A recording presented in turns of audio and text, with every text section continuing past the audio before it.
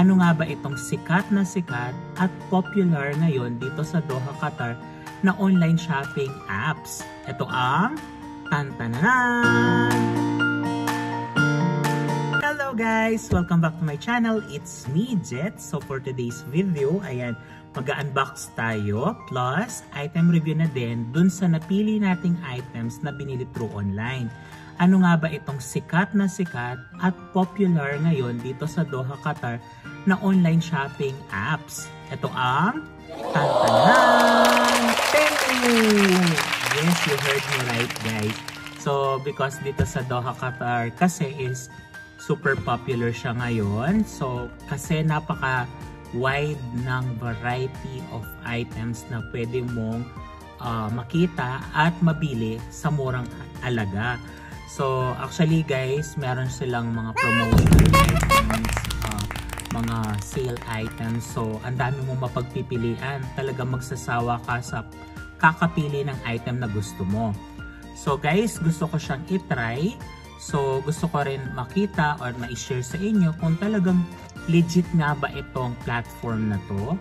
At kung yung items ba na nandoon is quality ba talaga, even napaka-affordable ng price. So ayan, so nag-try tayo, nag-order tayo through online. Pumili lang tayo ng 5 items na napusuan ko. Ayan, so ipapakita ko sa inyo. So by the way, nag-place ako ng order nung 15. So nung 21st ng April din, nag-notify si Temu na nandito na sa Doha, Qatar.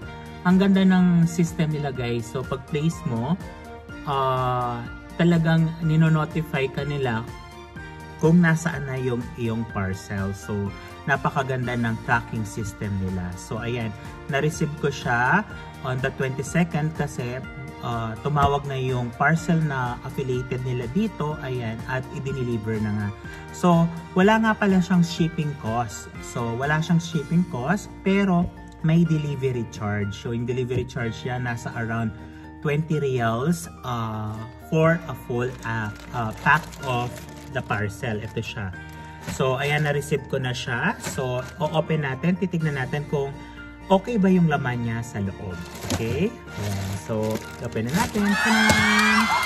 So, unahin natin yung mga maliliit na items. Oh, ayan. Wow! So, ito yung in-order ko na case. So, usually sa Temu kasi, ang dami nilang mga casing din doon na makikita. Iba-ibang model, iba-ibang design. Ayan. So, importante yung meron talagang mga models doon kasi may mga luma gaya nito, iPhone 6, ayan, meron sila. So quality wise, okay naman siya. So I think nabili ko ito or ililink ko na lang or ipapost ko na lang, i-appear ko na lang sa screen kung magkano ang price nito. So ang ganda niya guys. So ano pa? Tanan! Ito naman yung para sa ating iPhone 11 Pro Max. Ayan. So ang ganda niya guys. Meron na rin siyang maliit na tawag dito, parang packet para doon sa mga cards natin, credit cards, ayan, sa debit card, kahit walang laman, ayan. So, ang ganda niya guys. Actually, yung quality niya, okay din naman. So, good siya para sa akin. And, ano pa? Another case tayo guys, kasi meron na tayong bagong phone. Paki-check doon sa aking previous videos, ayan. So, in-unbox ko din siya, yung ating Samsung Galaxy Z Flip 5. Ayan. So, bumili tayo din ng additional niyang casing. Ayan. Mukha naman siyang maganda guys. So, para siyang same din dun. Kung ano yung nakita mo actually dun sa picture, actually, it's almost the same siya. So, maganda rin naman yung quality niya. Pero napakamura lang nito guys ha. Kung bibilin mo kasi itong mga to, dito nasa worth 50 riyals yata siya. So doon mga 30 or less than lang siya na nakuha ko. Ayan. So ang next kong ipapakita sa inyo na nabili ko, ayan, tantananan.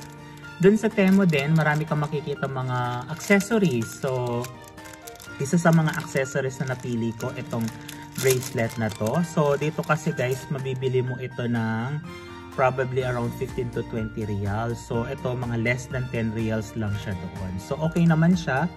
Pero parang maliit lang siya sa akin. Pero good naman siya guys. Maganda naman yung quality niya.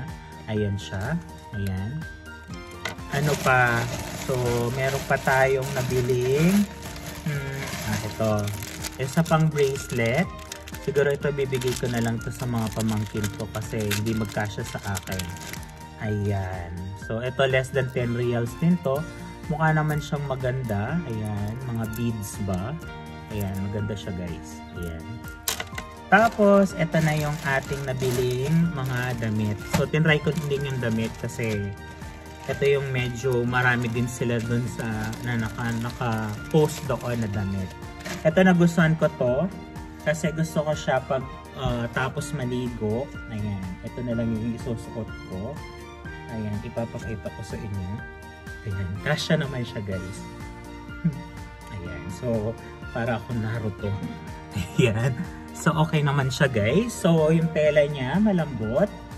Quality naman. Yung tahi, okay naman. So, wala naman akong masabi. At ito yung pinaka gustong-gusto ko sa mga in-order ko doon. Ito, ayan. So, tingnan nga natin. So, guys, ang ganda ng tela niya. Tingnan nyo. Ang ganda ng tela niya. Parehas na parehas yung nandun sa picture. Ayan. So, maganda naman yung pagkakatahi. Okay naman siya. Ayan, tinitignan ko. Alambot ng tela. Mukha naman siyang presko. Ayan, ang ganda ng design. Meron din silang black doon. Ililink ko na lang kung magkano yung price na ito na nabili ko siya. Ayan. So, as I said guys, so yun lang. So, 5 items lang yung in-order ko. Ang cost nun is nasa 230 plus 20 real na service charge para dun sa delivery. So, ayan guys. So, if you ask me, highly recommended ba siya? Yes, it is. So, by the way pala, ililink ko sa comment section yung kanilang apps para if it is in case gusto nyo i-download at i-try na mag-order sa kanila, pwedeng nyo i-download and pwedeng kayong makapag-order. So, highly recommended, yes. If you have kung gusto niyo yung mga items nila, pwede naman. Pero, para sa akin, huwag kayong mag-expect ng ganong kataas. So, kasi napaka-affordable lang siya. So, okay na din yung product. So, out of 10, siguro nasa 8 siya. Kasi affordable nga siya. And, legit siya. Yes, it's legit. Kasi na-receive ko siya on time. Ang ganda ng delivery nila. So, pagkatawag ng